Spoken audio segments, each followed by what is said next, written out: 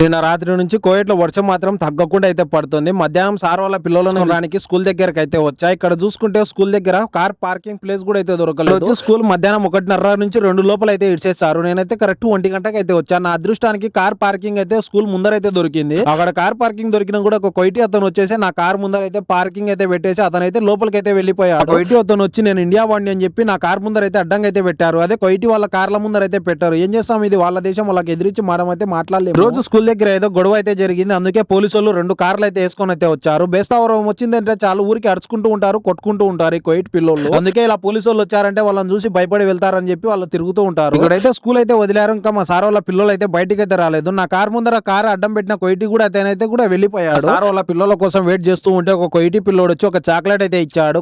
కోయిటి పిల్లోడు కూడా నాకైతే ఎవరో తెలియదు, కానీ నాకైతే చాక్లెట్ తిను అని చెప్పి ఇచ్చాడు. ఆ చాక్లెట్ అయితే తినకుండా ఇంట్లో పనిచేసే కద్దం అయితే అడగగానే తనకైతే ఆ చాక్లెట్ అయితే ఇచ్చేసి. ఆ వీడియోలు చూస్తున్నారు కానీ సబ్స్క్రైబ్ చేసుకోవచ్చు.